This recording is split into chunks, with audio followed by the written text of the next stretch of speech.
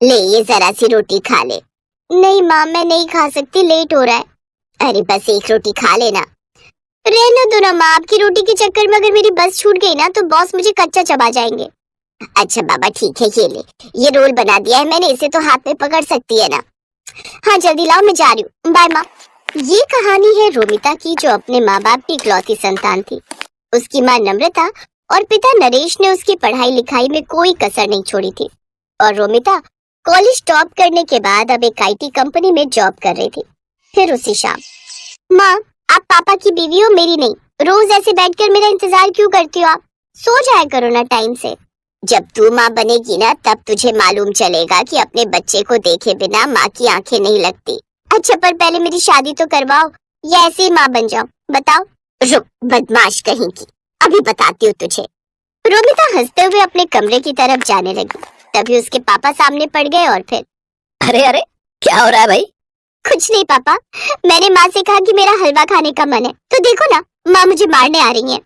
क्या नम्रता, हलवाई तो मांग रही है, बना दो ना उसके लिए, इसमें इतना गुस्सा करने की क्या बात है? रोमिता अपने परिवार की जान थी। वक्त ऐसे ही हंसते खेलते गुजर रहा था और फिर एक दिन, नम्रता जरा इधर आओ। क्या हुआ जी? अरे वो लखनऊ वाले मौसा जी है ना? हाँ हाँ, क्या हुआ उन्हें? उन्हें कुछ नहीं हुआ, उनका फोन आया था, रोमिता के लिए एक रिश्ता बताया। कह रहे थे कि खुले विचारों वाला परिवार है, उन्हें लड़की के जॉब करने पर भी कोई आपत्ति नहीं है, और सबसे बड़ी बात वो लोग इसी शहर में रहते हैं। अरे वाह, ये तो बहुत अच्छा रहेगा। क्या अच्छा रहेगा माँ? मुझे नहीं करनी शादी वादी। क्यों भाई, क्यों नहीं करनी शादी तुम्हें? मैं चली जाऊंगी तो आप दोनों का ख्याल कौन रखेगा? तुम रखोगी और कौन रखेगा? अभी तो हमारे हाथ पैर चल रहे हैं, जब हम बूढ़े हो जाएं तो हमसे मिलने आते रहना, और क्या। नहीं पापा, पता नहीं कैसे होंगे वो ससुराल वाले, मुझे कहीं नहीं जाना।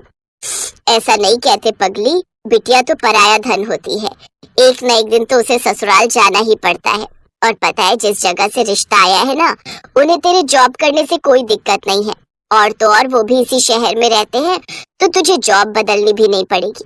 अब बताओ, अब इससे बढ़कर और क्या चाहिए?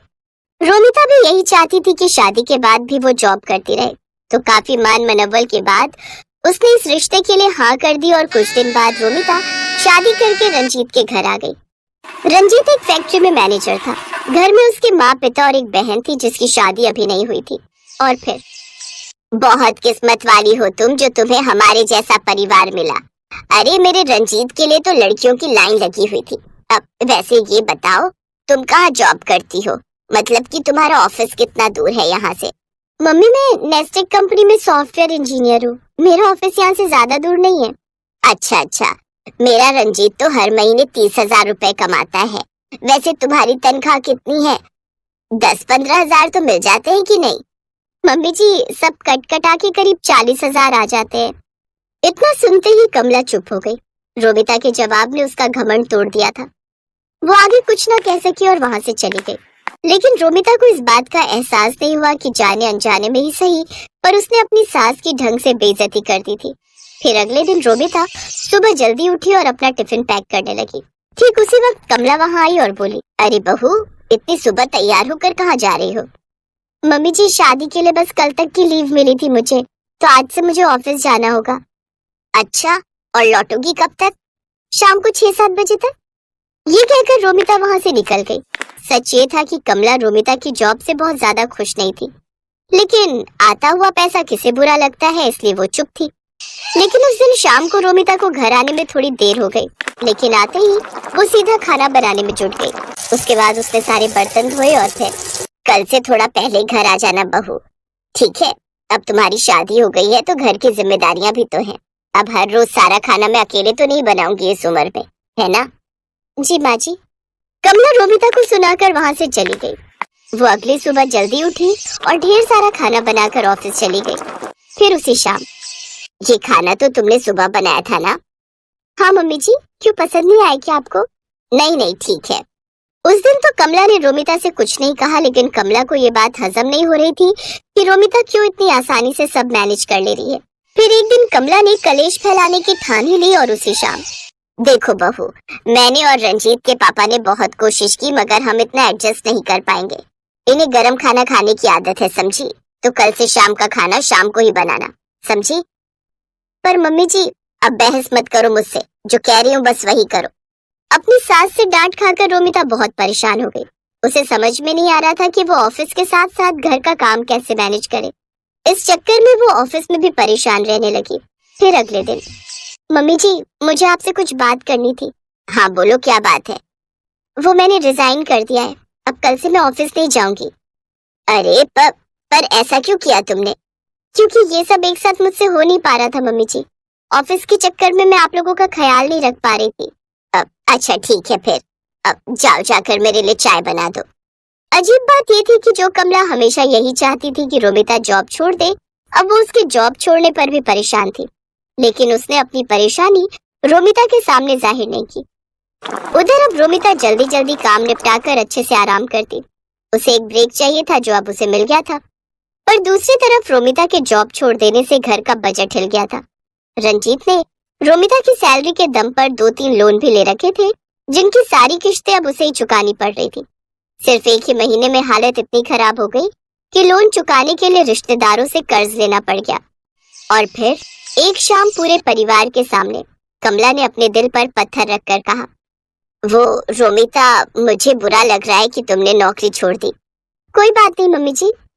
नहीं नहीं, अब देखो ना, तुमने इतनी पढ़ाई की, इतने साल काम करके तजुर्बा कमाया, और अब तुम घर बैठी हो, और अब तुम्हें भी तो अपने ऑफिस की याद आती होगी ना। अब तुम एक काम करो, तुम फिर से नई नौकरी ढूंढो अपने लिए, या फिर अगर पुराने ऑफिस में ही बात बन जाए तो देख लो। ठीक है माँ जी, पर वो खाने का थोड़ा देखना पड़ेगा, मुझसे सारा काम तो नहीं हो पाएगा। अरे नहीं नहीं, मैंने सब सोच लिया है। तुम सुबह सब्जी बना जाना, बाकी मैं दोपहर और शाम को रोटियां बना दिया करूंगी, और जब तुम ऑफिस से लौटोगी तो चाय भी बना दूंगी। ठीक है? ठीक है माँ जी, जैसा आप कहें। अगले दिन सुबह सुबह रोमिता अपने मायके पहुंच गई और सीधा जाकर अपनी माँ के गले लग गई। और फिर, क्यों? कहा था ना, तेरी सास का घमंड एक दिन जरूर टूटेगा। अच्छा ये बता, तेरी छुट्टियां कब खत्म हो रही हैं? आज ही तक थी माँ, कल से वापस ज्वाइन करना है। सही है, चाय पिएगी? नहीं, आज तो मेरी सास के हाथ की चाय पहले से फिक्स है। आप चलो मेरे साथ, आज हम पूरा दिन शॉपिंग करेंगे। रोमिता की बात सुनकर नम्रता मुस्कुरा दी, और इस तरह रोमिता ने अपनी समझदारी से सब ठीक कर दिया। सुबह सुबह खाना बनाकर वो घर के प्रति अपनी जिम्मेदारी भी पूरी कर रही थी, और पैसे कमाकर घर के बजट को भी संभाल रही थी।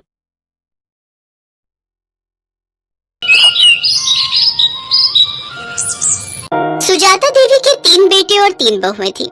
2 बहुएं रेखा और उमा अमीर घर से आई थी, जबकि सबसे छोटी बहू कोमल गरीब घर की थी। इसीलिए सुजाता देवी अपनी दोनों बहू रेखा और उमा के साथ ज्यादा अच्छा व्यवहार करती थी, पर अपनी छोटी बहू कोमल को वो कुछ नहीं समझती थी। इसीलिए रेखा और उमा भी अपनी देवरानी कोमल की हर समय इंसल्ट ही करती रहती थी। माँ जी देखिए ना, कोमल तो बिल्कुल गरीबों वाली हरकतें करती है। दाल में घी ऐसे डाला है मानो उबली हुई दाल ही हो बिना तड़के की। और रोटी तो देखिए माँ जी, रोटी में घी भी नहीं लगाया, सूखी रोटी आगे रख दी। कोमल इधर आ, मैं तुझे अभी बताती हूँ। अरे तू गरीब घर से आई है तो तू हमें भी गरीब समझने लगी है क्या? जब घर में किसी चीज की कोई कमी नहीं है तो तू इतनी कंजूसी क्यों करती है? हाँ, आज तूने खाने में देसी घी क्यों नहीं डाला? माँ जी देसी घी खत्म हो गया है, जो था वो मैंने यूज कर लिया। माँ जी अभी 2 दिन पहले ही तो देसी घी आया था, इतनी जल्दी इसने खत्म भी कर दिया। कहीं ये देसी घी खुद तो नहीं खा जाती, क्योंकि इसने मायके में तो कभी देसी घी खाया ही नहीं होगा। नहीं माँ जी, घी तो रखा था, पर कल रेखा भाभी और उमा भाभी ने मुझे पिन्नियाँ बनाने के लिए बोला था, तो सारा घी पिन्नियाँ बनाने में ही लग गया। अरे अब तू मेरी बहुओं के खाने पर भी नजर लगाएगी? तेरी इतनी हिम्मत? अरे तू गरीब घर की है, इसीलिए तू ऐसी हरकतें करती है। चल जा यहाँ से। रेखा बहू, लाला को फोन कर दे, नौकर के हाथ 5 किलो देसी घी भिजवा देंगे। कोमल रोती हुई रसोई में चली जाती है। उसे अक्सर ही ऐसे अपमान सहने पड़ते थे। नया साल आने वाला था, घर में नए साल की पार्टी की तैयारी चल रही थी। रेखा और उमा दोनों ने ही अपने मायके वालों को नए साल की पार्टी के लिए इनवाइट किया हुआ था, बस कोमल के ही मायके वाले रह गए थे।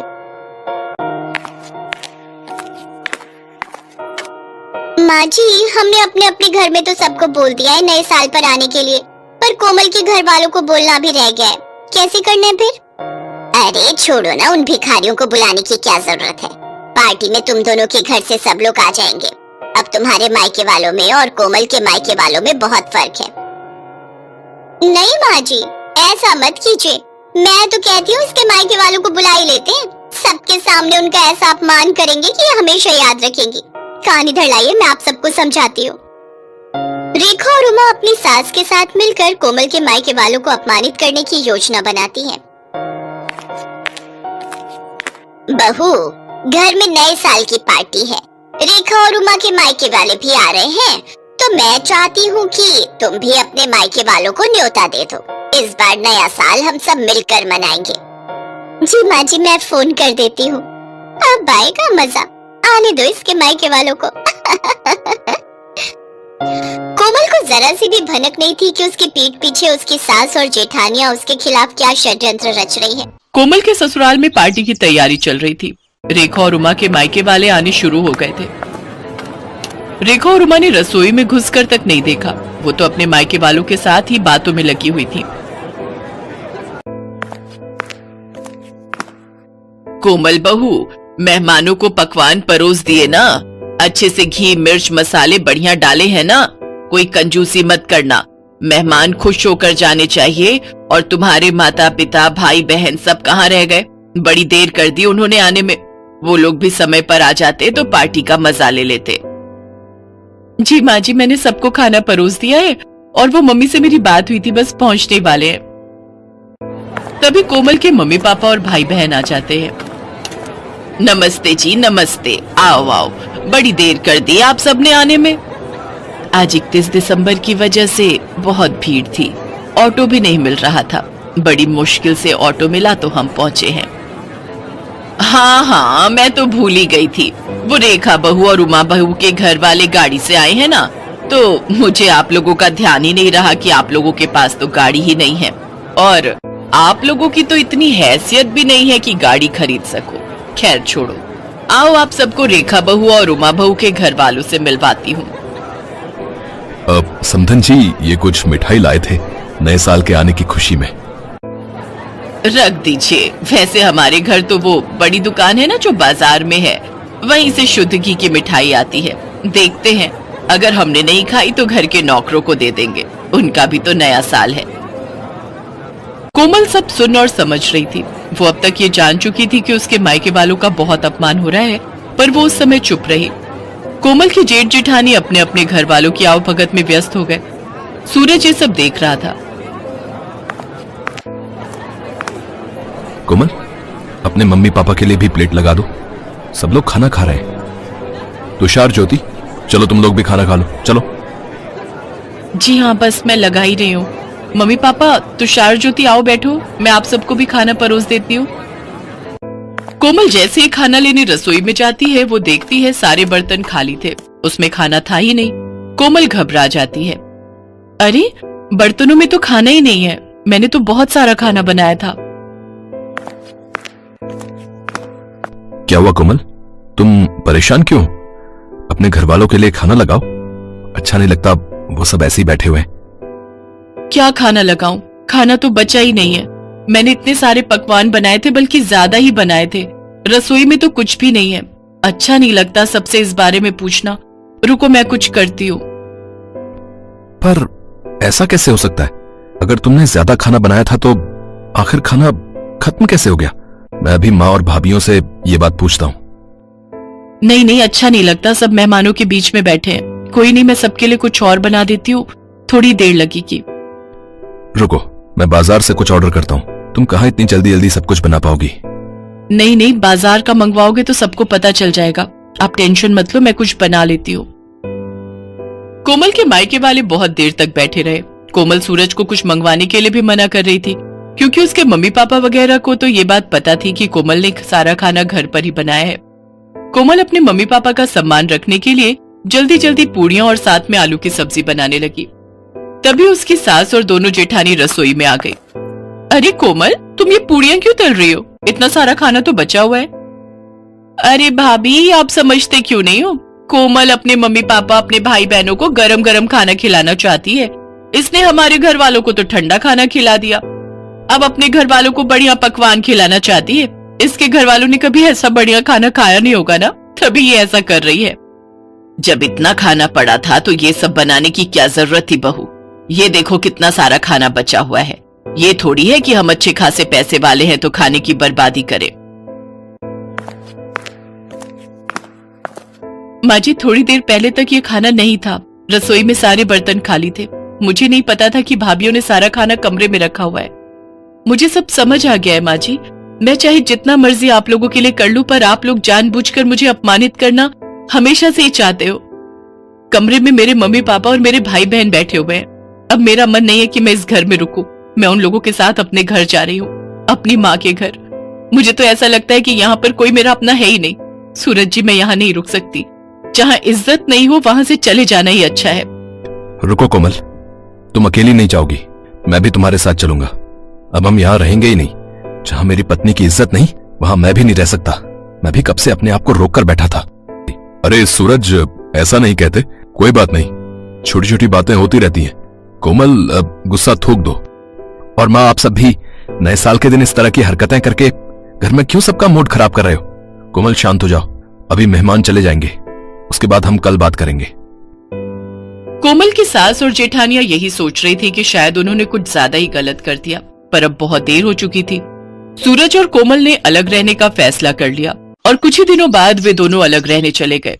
कोमल की सास और जेठानियों को बाद में खुद पर पछतावा होने लगा, क्योंकि कोमल के रहते उन्हें कोई काम ही नहीं करना पड़ता था। पर कोमल के जाने के बाद उनके सिर पर घर की सारी जिम्मेदारी आ गई और उन्होंने कोमल जैसी अच्छे स्वभाव वाली बहू का साथ खो दिया। कोमल अपने पति सूरज के साथ अपने छोटे से घर में सुकून से नए साल में नई जिंदगी की शुरुआत करती है।